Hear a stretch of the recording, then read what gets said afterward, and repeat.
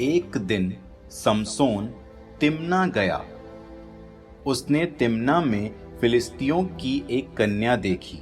उसने घर लौटकर अपने माता पिता से कहा, मैंने तिम्ना में फिलिस्तियों की एक कन्या देखी है, उसके साथ मेरा विवाह कर दीजिए।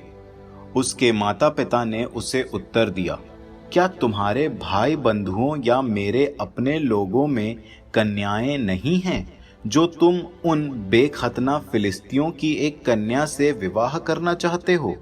समसोन ने अपने पिता से कहा, मुझे उसको दीजिए जो मुझे सबसे अधिक प्रिय है। उसके माता पिता को ये मालूम नहीं था कि ये प्रभु की लीला है, जो फिलिस्तियों का सामना करने का मौका ढूंढ रहा था। उस समय फिलिस्ती इजरायलियों पर शासन कर रहे थे। समसोन अपने माता पिता के साथ तिम्ना गया। जब वो तिम्ना की दाख बारियों में था, तब अचानक एक सिंह शावक उस पर गरजता हुआ आ पहुंचा। समसोन को प्रभु की प्रेरणा प्राप्त हुई।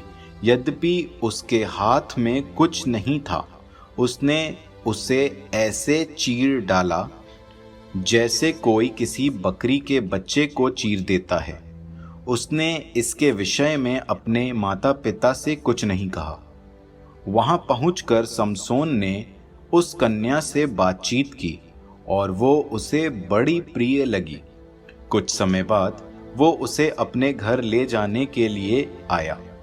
वो मार्ग से कुछ हटकर उस मृत सिंह को देखने गया तो देखता क्या है कि उस सिंह के कंकार में मधुमक्खियों का एक झुंड लगा हुआ है और उसमें मधु भरा पड़ा है।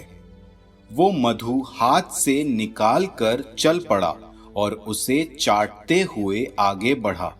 वो अपने माता पिता के पास आया और उसने उन्हें भी थोड़ा दिया। उन्होंने भी खाया। उसने उन्हें यह नहीं बताया कि वो उसे सिंह के कंकाल से निकाल कर लाया है।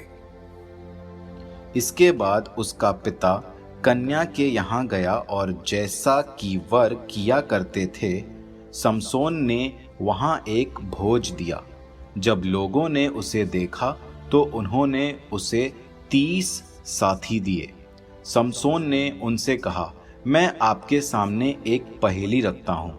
यदि आप भोज के 7 दिन के अंदर इसका उत्तर देंगे तो मैं आपको 30 कुर्ते और उत्सव के 30 वस्त्र दूंगा, और यदि आप मुझे इसका उत्तर नहीं दे सकेंगे तो आपको मुझे 30 कुर्ते और उत्सव के 30 वस्त्र देने पड़ेंगे। उन्होंने उससे कहा, अपनी पहेली बुझाओ, हम जरा सुने तो।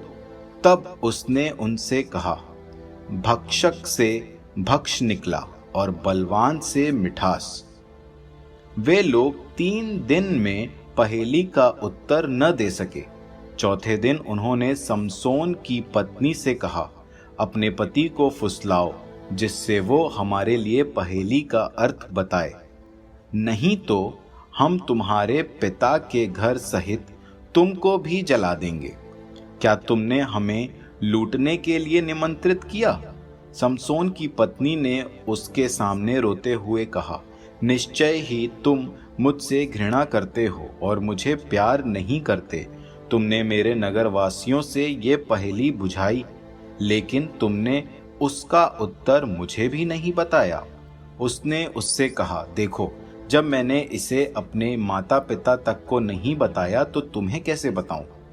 इस प्रकार 7 दिन तक, जब तक उनका भोज चलता रहा, वो उसके सामने रोती रही।